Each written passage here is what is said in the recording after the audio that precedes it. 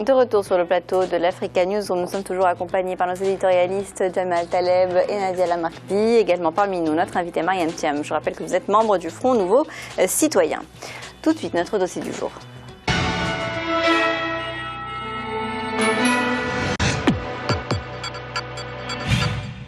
L'entrepreneuriat féminin au Cameroun connaît un développement soutenu. Les chiffres de l'Institut national de la statistique l'attestent. Le taux d'activité des femmes est passé de 78,8% en 2007 à 82,4% en 2013. Toutefois, l'écrasante majorité de ces femmes entrepreneurs opèrent dans le secteur informel. Selon elles, c'est une réalité qui leur est imposée. Reportage de notre correspondant au Cameroun, Narcisse Doumbé. La population camerounaise est constituée de 52% de femmes et ces dernières s'illustrent par leur investissement massif dans le domaine économique. Bien qu'inférieur à celui des hommes, le taux d'activité des femmes, selon l'Institut national de la statistique, a connu une nette progression ces dernières années, passant de 78,8% en 2007 à 82,4% en 2013. Cependant, l'écrasante majorité de ces femmes, environ 8 sur 10, exercent dans le secteur informel. Je pense qu'elles sont tellement entreprenantes, mais elles ont de l'autocensure. Il y a des domaines où on voit tellement de femmes. Et quand chaque femme a un petit capital, elle mijote faire ce que sa copine a fait. Et du coup, on les retrouve concentrées dans la petite restauration, dans les coiffures, dans des textiles. Elles n'osent pas. La force, elles en ont. L'abnégation, elles en ont. Mais le courage leur manque, elles osent moins. Issues de toutes les couches sociales, les femmes entrepreneurs camerounaises sont présentes dans divers secteurs de l'économie nationale. Leur principale motivation, améliorer leur quotidien et contribuer au développement du pays. Dans leurs tâches, elles font face à de nombreuses difficultés liées à la concurrence déloyale et à la dure réalité de l'environnement des affaires au Cameroun. Nous, les femmes, vraiment, nous ne sommes pas privilégiées dans les sociétés. C'est justement ça qui est le véritable problème pour nous, les femmes. Parce que quand il y a un bon de commande, donc quand la femme dépose, peut-être, donc ce n'est pas très acceptable comme avec des collègues hommes, quoi. Et lorsque l'environnement est difficile, même pour les hommes, imaginez alors pour les femmes, pour lesquelles obtenir des financements est toujours plus difficile, pour lesquelles embaucher des personnes ou gérer le quotidien est toujours un challenge plus difficile. Donc, dans un contexte déjà compliqué, être entrepreneur femme est encore plus difficile. En 2004, l'État du Cameroun a créé le ministère de la promotion de la femme et de la famille.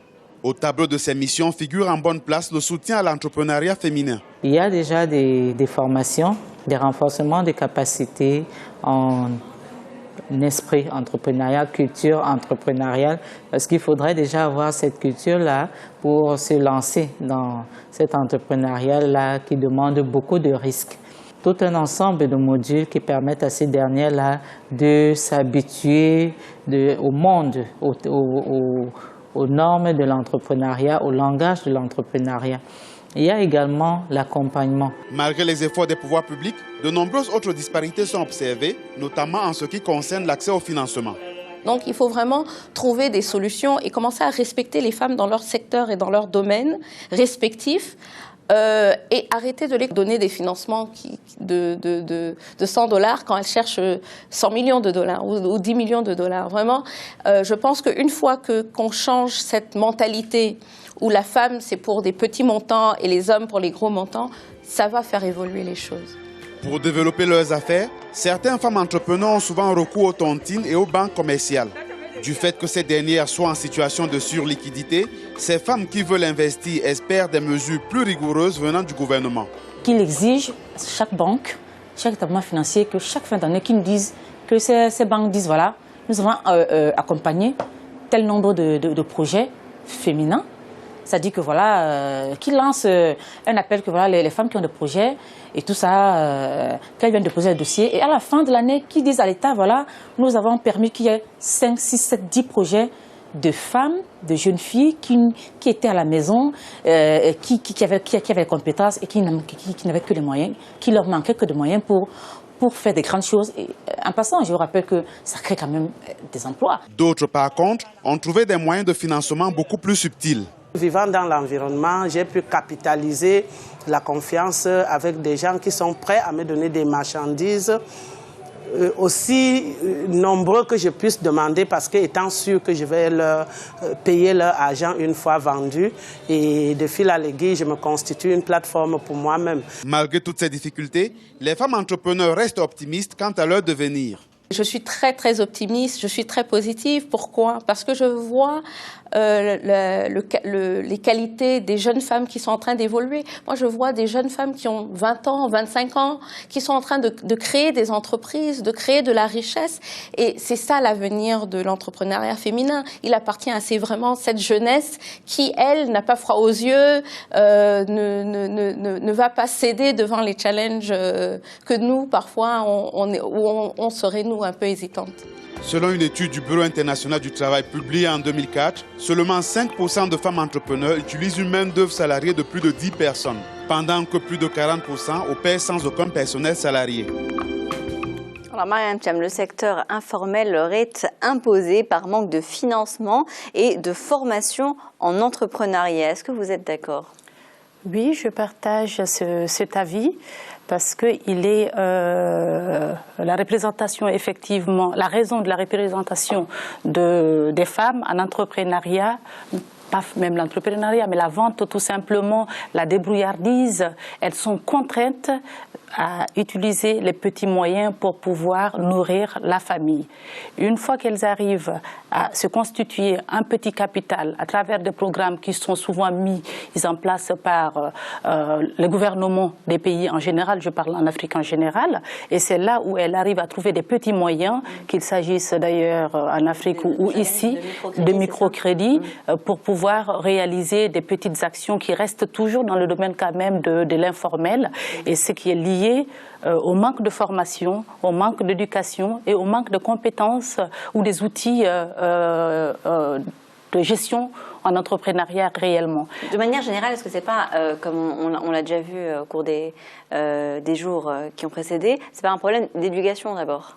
C'est un problème d'éducation parce qu'on sait que la question de scolarisation des jeunes filles est le taux le plus faible en Afrique en général.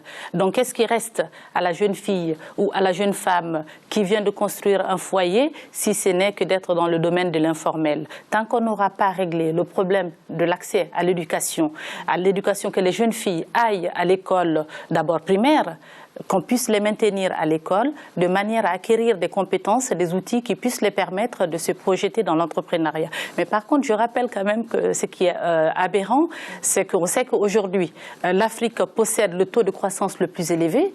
Donc, tous les investisseurs se tournent aujourd'hui vers l'Afrique. Et aujourd'hui, le taux le plus élevé de l'entrepreneuriat féminin dans le monde se trouve en Afrique également.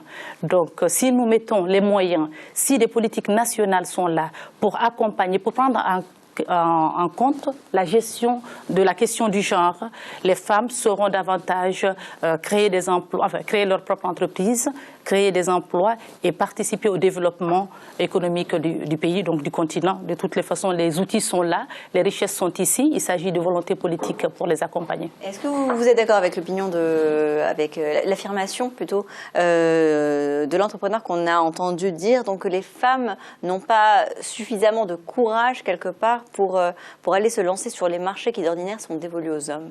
Alors, je ne pense pas que je ne suis pas tout à fait d'accord avec elles qu'il s'agit des questions de courage. C'est qu'elles ont des obstacles. Les obstacles sont difficiles à franchir.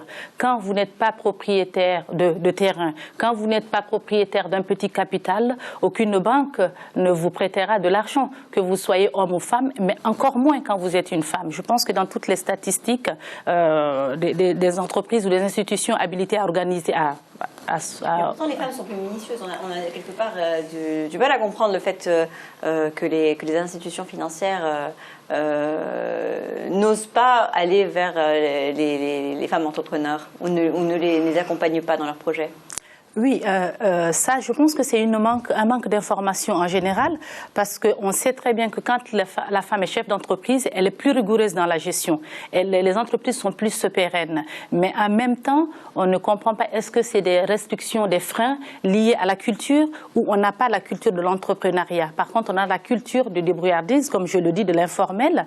Mais une fois que les femmes arriveront à s'organiser et que celles qui ont réussi tendent la main à celles qui tentent de réaliser leur projet. Je pense qu'à travers cette solidarité féminine, de voir qu'il y a une femme qui a réussi dans tel domaine, qu'elle tende la main à d'autres pour pouvoir les amener de manière à réaliser ces projets. Mais en général, les banques sont réticentes à cette démarche, mais je pense qu'il est nécessaire, malgré les programmes qui existent, que ce soit au niveau des institutions internationales ou des institutions nationales ou sous-régionales, il y a des programmes qui existent, mais ces programmes ne sont connus que par quelques nombres d'individus qui sont formés, qui souvent ne renvoient pas l'information vers la base. Et c'est ça aussi un problème d'information au niveau des femmes, l'accès au crédit, l'accès aux outils financiers qui puissent les permettre de se lancer dans la création, et puis aussi la communication à travers la politique. Il y a des ministères de promotion de la femme qui existent un peu partout. C'est aussi à ces ministères-là. Je pense qu'elles font des choses,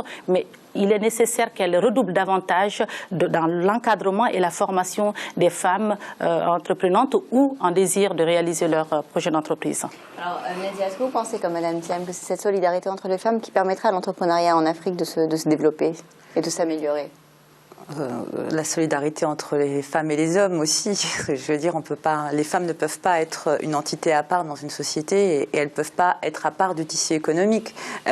Les échanges se font, quel que soit, au fond, j'aimerais dire, le sexe de l'entreprise. À partir du moment où, enfin du chef d'entreprise en tout cas, enfin, l'activité n'est pas liée à la question du genre, absolument. Donc, à un moment, c'est vrai qu'il y a des retards chez les femmes, il y a des retards en termes de formation, de gestion, et on voit très bien que c'est souvent lorsque ces déficits-là sont comblés, après c'est des questions qui sont liées plutôt aux familles. Les femmes qui sont mariées, qui ont des enfants, vont avoir plus de difficultés à être très présentes dans l'entreprise, enfin d'être autant présentes que les hommes. Enfin, en tout cas, ça va les obliger à mettre en place un autre type de gestion de leur quotidien qui est plus compliqué à gérer. Maintenant, la solidarité entre les femmes, ça a un intérêt dans le sens où il y a un effet, comment dire, de levier, il y a cette motivation, il y a aussi l'effet d'exemple, savoir qu'il y a des modèles qui ont réussi et qu'on peut concilier vie de famille et vie professionnelle, qu'on peut trouver, s'échanger même des méthodes pour gérer les unes et les autres de manière productive. Donc oui, ça a un sens. C'est vrai que parler à une personne qui aurait subi la même chose, en tout cas, et qui s'en serait sortie, ça peut toujours apporter un plus, comme tout échange d'expérience et comme toute amélioration d'un système déjà existant. Mais c'est vrai que je trouve que ce qui est le plus difficile chez les femmes entrepreneurs, lorsqu'on est chef d'entreprise, on est quand même dédié beaucoup à son activité. C'est très chronophage, ça prend énormément de temps. Donc il faut être un peu plus présent dans son entreprise que si on est salarié. C'est pour ça que les femmes aussi doivent faire un arbitrage qui est souvent compliqué entre le temps passé dans son activité professionnelle et le temps passé au sein de sa famille. On va voir la vie d'un homme. Djemal, qu'est-ce qui entrave le développement de l'entrepreneuriat féminin en Afrique d'après vous? En Afrique, de façon générale, il y a 54 pays. Et donc, je pense que la situation ne doit pas être la même de la Tunisie au Botswana. Il doit y avoir une différence. Voilà. Cela dit, je pense que, nonobstant ce que Nadia et Mariam ont expliqué, qui est absolument vrai, il y a une situation évidente. C'est que, et même dans les pays développés, une femme à poste équivalent gagne 20% moins qu'un homme. C'est-à-dire qu'il y a un problème quelque part. Quand vous regardez dans les pays développés les entreprises cotées en bourse, vous n'avez pas beaucoup de chefs d'entreprise femmes. Évidemment que la situation sur le continent africain est sans doute la même, voire parfois plus difficile. Les facteurs sont multiples, la formation, tout ce que vous voulez, mais enfin il y a quand même un facteur réel, c'est que la vie politique et économique est dominée par les hommes. Et donc je pense qu'il y a une révolution à faire, à l'instar de tout le monde, à l'instar des pays développés. C'est-à-dire qu'il y a une révolution des mentalités. Tant que la révolution des mentalités n'est pas faite et qu'on comprenne et qu'on accepte qu'une femme qui gère n'est pas forcément mieux qu'un homme, mais elle n'est pas forcément moins bien. Et donc, elle peut être bien, elle peut être moins bien, elle peut être carrément catastrophique, elle peut être excellente. Et donc, un homme, c'est exactement pareil. Évidemment. Mais en tout cas, pas forcément mieux. Voilà, c'est ce que je veux dire. Voilà. Mais nous, les hommes, nous avons encore une difficulté à accepter l'autorité d'une femme. Nous avons encore une difficulté d'accepter que les femmes peuvent être chefs d'entreprise. Ça peut bien marcher, ça peut moins bien marcher. Une femme peut peut créer une institution de financement. Ça finance parfois de bons projets, de mauvais projets. Donc l'idée d'une autorité par la femme, nous ne l'avons pas acceptée. Quelqu'un me faisait remarquer il n'y a pas longtemps, il me dit c'est extraordinaire. Quand vous regardez les écoles du barreau en Europe, elles sont à 80% peuplées de femmes. Et quand vous regardez le nombre d'avocats qui opèrent, ils sont essentiellement des hommes. Pour l'entreprise, c'est exactement la même chose. Quand vous regardez les écoles de commerce, pardon pour l'exemple que je prends, c'est celui que je connais le moins mal, en France, vous regardez les HEC, il y a aujourd'hui plus de femmes que d'hommes dans les écoles. Et in fine... Les femmes sont plus intelligentes, mais ce sont les hommes qui réussissent le mieux. Alors, je ne sais pas si c'est une question d'intelligence. Il n'y a aucun doute que sur les études, en tout cas, il n'y a aucun doute. Mais donc, in fine, quand vous sortez, l'écrasante majorité des chefs d'entreprise n'est absolument pas femme. Et donc, il y a évidemment un problème. Mais un problème, encore une fois, c'est que le pouvoir est entre les mains des hommes. C'est souvent parce que les femmes choisissent leur famille en général. Il y a le choix de la famille parce qu'elles ne choisissent pas, elles sont obligées. Parce que le rôle de l'éducation, le rôle de la gestion des affaires de la famille est dédié tout simplement à la femme, que l'on soit en Occident ou que l'on soit en Afrique. Ça, c'est reconnu. Même si on parle de parité, on parle d'égalité, etc. Dans le foyer, c'est la femme qui est toujours en charge de ces tâches-là. Mais je voulais signaler, quand Nadia me dit que par rapport à la solidarité, on voit dans le milieu des hommes, il y a une solidarité réelle entre les chefs d'entreprise qui n'existe pas souvent entre les femmes. Déjà, elles sont très peu nombreuses dans certains endroits, mais c'est aussi le fait qu'elles n'ont pas ce réseau-là. Il n'y a pas une solidarité des hommes contre les femmes. Oui, c'est ça. Non, c'est peut-être inconsciemment. Inconsciemment, je dirais jamais. Vous pensez pas que c'est souvent en général parce que les femmes qui ont réussi, en tout cas, à s'imposer, elles ont réussi toutes seules, à force de volonté, et donc, du coup, elles ressentent, disons qu'elles se disent que personne ne les a aidées pour arriver là, donc elles n'ont pas ce devoir d'aider les autres. Les femmes chefs d'entreprise qui fonctionnent très très bien et qui sont transnationaux et qui sont... moi je pense au Women Business, je ne sais plus comment ça s'appelle, Women Business Promotion, WBP, qui est vraiment, qui regroupe des femmes d'affaires de tout le continent africain, mais aussi à l'international. Oui, mais bon, c'est un peu ce qu'on parlait de solidarité et de construction. On ne peut pas dire que ce réseau-là est moins solidaire qu'un autre ou plus qu'un autre. C'est des femmes qui ont choisi de partager leurs compétences et de partager leur savoir, et pour justement, à la fois, non pas seulement pour elles-mêmes, pour leur groupe, mais pour promouvoir aussi l'entrepreneuriat chez les autres femmes. Parce que l'effet modèle fonctionne toujours un peu, quoi. Je suis d'accord avec vous, ça c'est à un niveau supérieur, mais au niveau de la base, il y a également besoin de partager cette solidarité-là aussi, cet effet d'exemple également. J'ai parlé, quand j'ai intervenu tout à l'heure dans mes propos, je parlais aussi du cadre politique.